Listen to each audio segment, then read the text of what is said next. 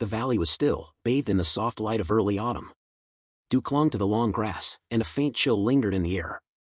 A lone white horse grazed lazily in the fenced pasture, its ears twitching at the distant rustle of leaves. His name was Solomon, a creature with the calm eyes of something that had seen more than it ever let on. Up at the hilltop estate, the Wexler household stirred awake. Nathaniel Wexler, the billionaire steel magnate, was a man who ruled over both his empire and his home with a cold, absolute grip. His only daughter, Clara, sat by the tall window in her wheelchair, watching Solomon through the glass. At 14, she had known more about loneliness than any child should. A childhood accident had left her legs paralyzed, and her father, rather than embracing her with compassion, treated her as a shameful reminder of imperfection. Clara's mother had passed away when she was 9. Since then, the great mansion had grown colder, the hallways quieter. Nathaniel spoke to Clara only in short commands, never in kindness. Her only solace was Solomon, the white stallion her mother had loved. The stable master, old Reuben, would sometimes wheel Clara down to the paddock so she could feed the horse apples. Solomon seemed to understand her without words, lowering his head gently so she could stroke his nose. That morning, the air felt different. Nathaniel had ordered the chauffeur to prepare the black carriage, telling no one where they were going. Clara was told to wear her best coat. No questions, no explanations. Reuben frowned but said nothing. He'd learned long ago that interference with the master's orders came at a cost. Clara rolled into the yard, her hands clutching the armrests of her chair. Solomon, sensing movement, lifted his head from the grass and took a step toward her. For a brief moment, their eyes met through the thin morning mist. She smiled, and he gave a soft snort, as if answering. Reuben placed her in the carriage, folding her wheelchair behind them. Nathaniel sat stiffly beside her, his gloved hands gripping a leather satchel. The ride down the winding dirt road was silent except for the rumble of wheels and the creak of the carriage frame. Clara looked out the window, watching Solomon grow smaller in the distance. She had no way of knowing it might be the last time she'd see him from home. The carriage rolled farther from the valley, the hills giving way to sharp cliffs and narrow roads lined with brittle autumn trees. The wind picked up, whipping Clara's hair into her face, but Nathaniel didn't notice. His eyes were fixed forward, jaw clenched. "Where are we going, father?" Clara finally asked. Her voice was small, carried away by the wind. "Somewhere you'll be taken care of," he said flatly. Something in his tone chilled her more than the wind. She lowered her gaze to her lap, fingers twisting in her gloves. She thought of Solomon back in the pasture, how he'd nuzzle her hand when she felt afraid. After another mile, the road narrowed to a ledge hugging the mountainside. On one side, the earth sloped up sharply, on the other, it plunged into a deep ravine where a cold stream rushed far below. The driver slowed, the horse's hooves clattering on loose stones. Nathaniel tapped the driver's shoulder. "Stop here." Clara's brow furrowed. "Why are we?" Before she could finish, Nathaniel stepped down and yanked her wheelchair from the back. He unfolded it roughly, the wheels clattering against the rocks. "Get in," he said, voice clipped. Clara hesitated. "Father, I..." His hand gripped her arm hard enough to make her wince. He lifted her from the carriage seat and dropped her into the wheelchair like a sack of grain. The driver looked away, jaw tight, saying nothing. Nathaniel wheeled her toward the edge of the road. Clara's heart began to race. She could hear the stream below, the echo of water on stone. The wind carried the scent of pine and cold earth. "Father, please, what are you doing?" Her voice cracked. "You're a burden, Clara," he said, without even looking at her. "I've spent enough time and money on a daughter who can't walk, can't carry the family name the way it should be carried. Your mother spoiled you, but I won't make the same mistake." Her throat tightened. "I can still be your daughter." He stopped, turning just enough for his eyes to meet hers. They were void of anything human. "You're not my daughter. Not anymore." And with one sudden, violent motion, he shoved the wheelchair forward. The wheels bounced over the loose stones, and Clara felt the world tilt beneath her. She cried out, reaching for anything to hold on to. For a terrifying moment, she thought she would topple into the ravine, but the wheelchair caught against a jut of rock a few feet from the edge. Nathaniel swore under his breath, marched forward, and with both hands, lifted the chair. Clara screamed, kicking at the air. He hurled the chair into the void. Metal clanged against rock, echoing through the ravine before the sound was swallowed by the rushing stream below. Clara landed hard on the rocky ground, her coat tearing at the sleeve. Nathaniel dusted his gloves, then turned to the driver. "We're done here." The driver shifted uncomfortably.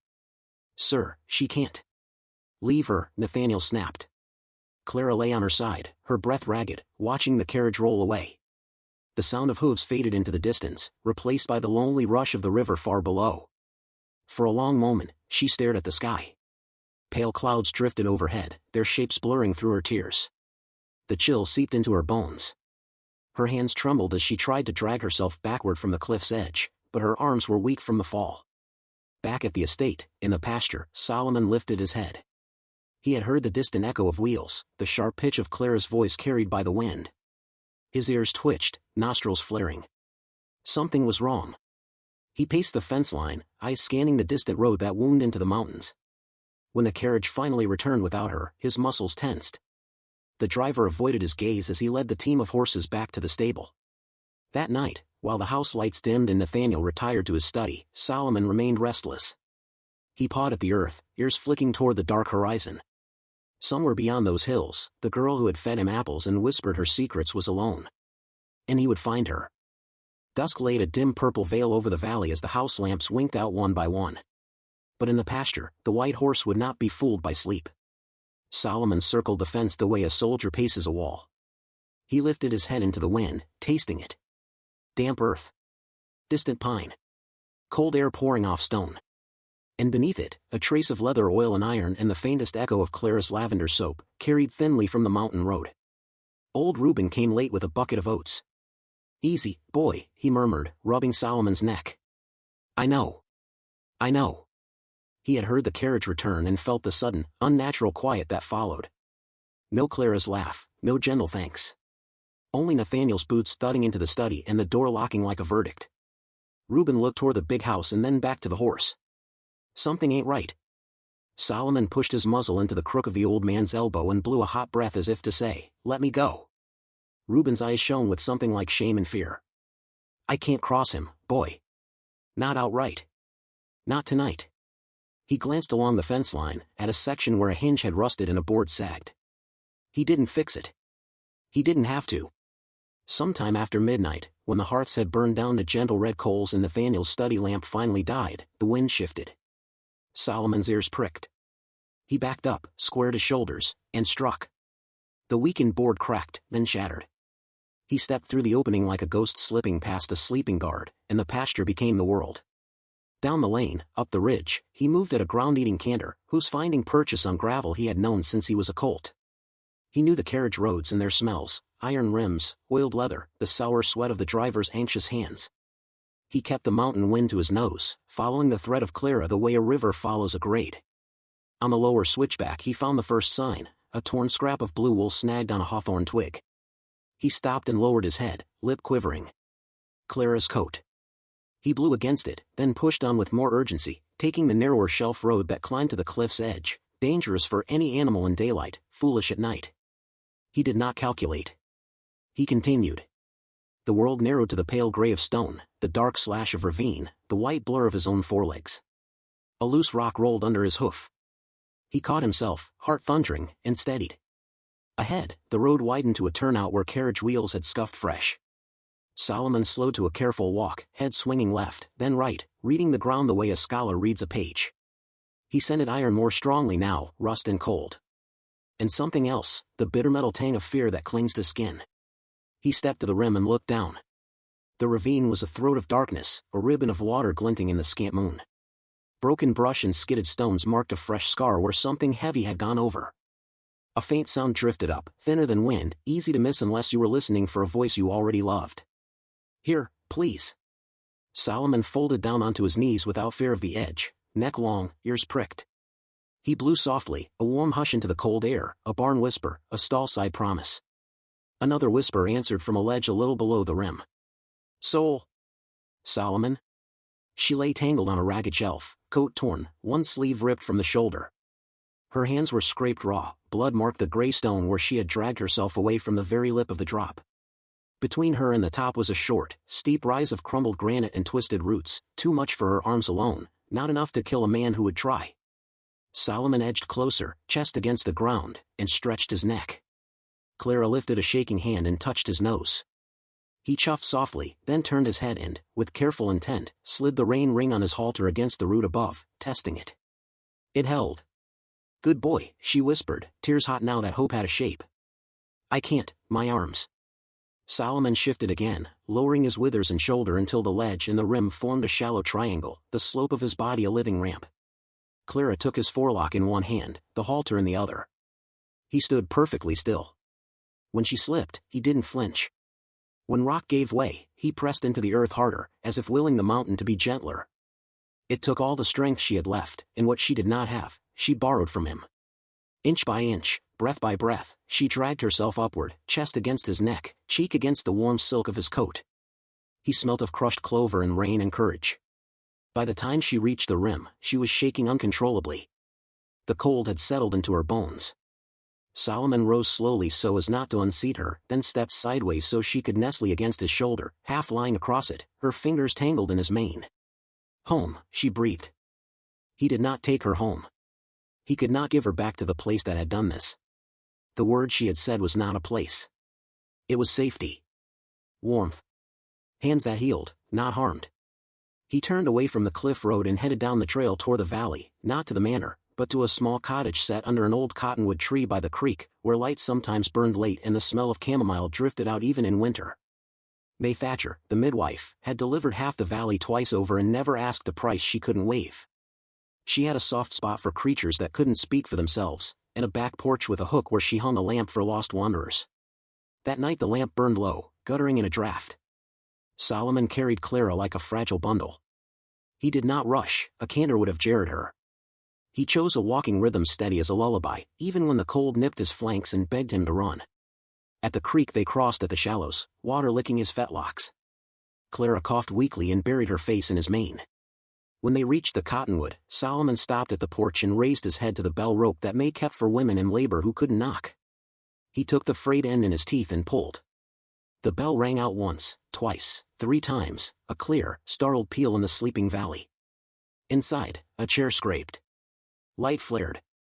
The door swung open, and May, gray hair in a loose braid, froze in the threshold, lamp raised high. She had seen her share of strange midnights, but never a white horse on her porch with a half-frozen girl draped over his shoulder like a fallen angel. Holy mercy, May whispered, and then she was all motion and warmth. Bring her, no, you can't bring her anywhere, can you? Stay, boy. Don't you move. Solomon did not move. May eased Clara into her arms, surprised by how light she was, how heavy with cold. She ushered her inside, laid her on the settee near the stove, and stoked the coals to flame. Blankets, warm stones wrapped in towels, a crock of willow bark tea, her hands knew the dance. She checked Clara's pupils, cleaned the grazes, and frowned at the deep bruise on her upper arm. Who did this, honey? May asked softly. Clara stared at the ceiling, tears sliding into her hairline. She did not say his name. Not yet. It hurt in a place words couldn't reach. May caught the look and squeezed her hand. You're safe here. Out on the porch, Solomon waited with his head turned toward the door, listening to the soft murmur, the crackle, the clink of a cup. He stamped once, restless. There was one more thing to do. Finding her was not enough. Proof mattered to men who pretended justice. He turned and trotted back into the night. He returned to the ravine before the moon had moved much. The ledge where Clara had clung still smelled of her fear and of the man who had stood above her, sharp cologne, the clean bite of new leather gloves, the peculiar tobacco Nathaniel favored. Solomon blew along the ground and found the place where a boot had slid, sending pebbles over. He followed the scatter to a patch of brush just below the rim and pushed his muzzle into it, rooting gently with his lips. Something soft and sleek slid free, a glove, black, fine-stitched, monogrammed on the inside cuff, NW, with a smear of blood on the knuckle.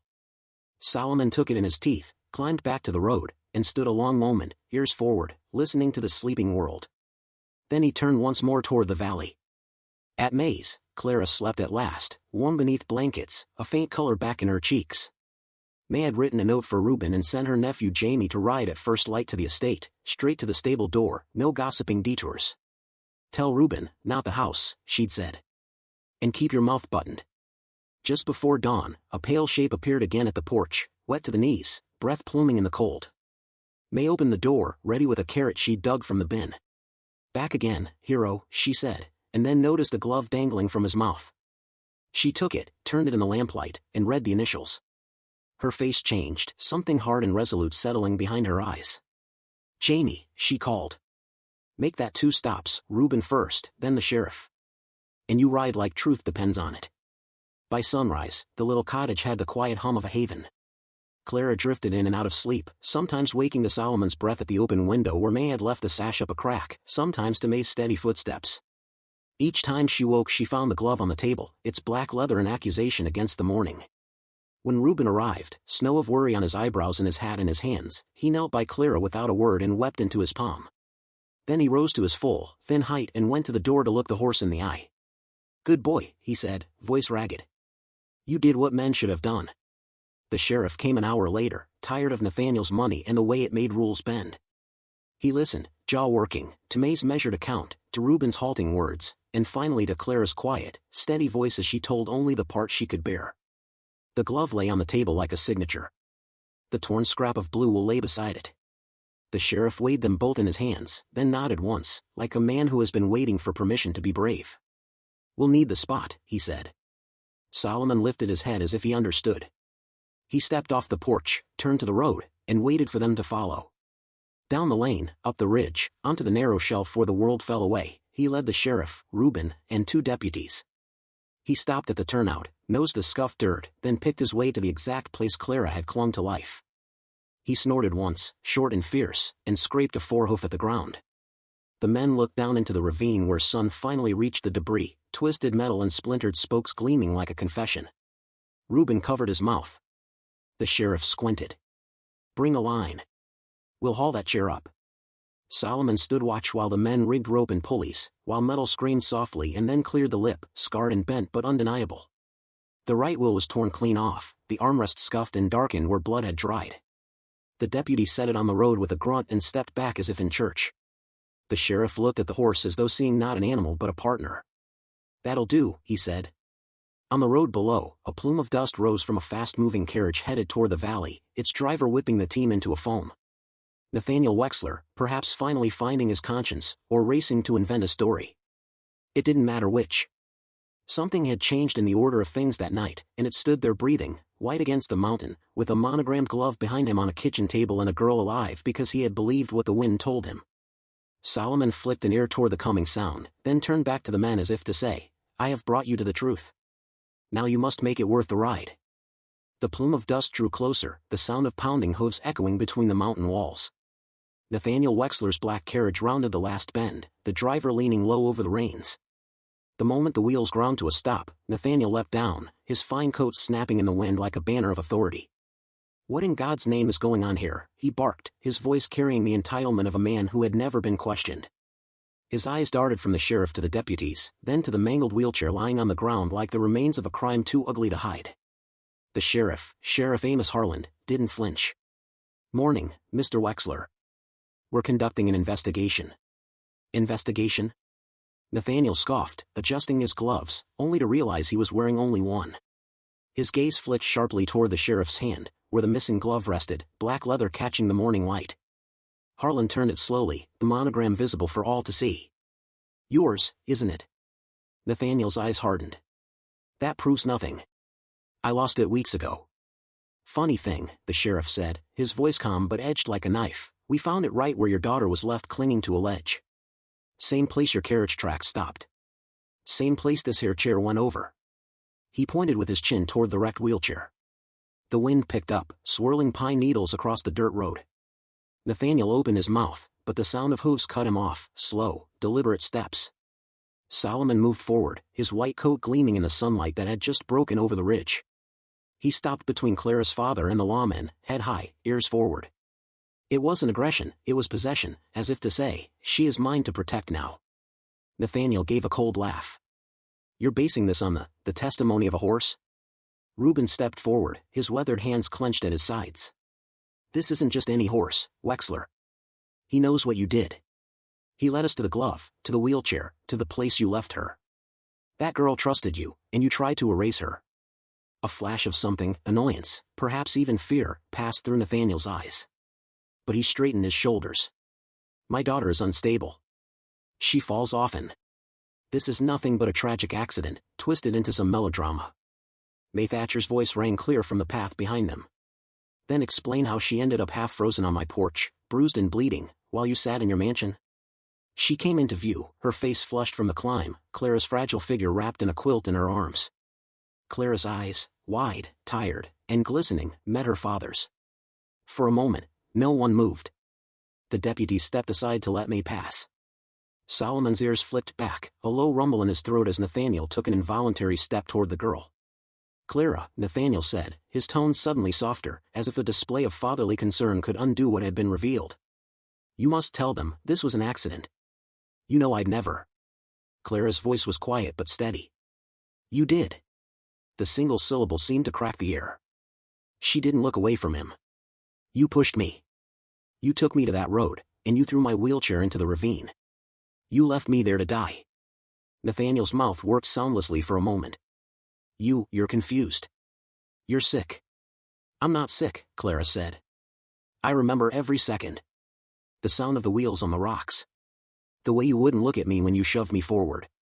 The sheriff stepped closer. "That's enough for me." One of the deputies produced a set of iron cuffs. Nathaniel's eyes widened. "You can't arrest me. Do you have any idea who I am?" "Yes," Harlan said. "And that's exactly why this is going to matter." The cuffs clicked shut around Nathaniel's wrists.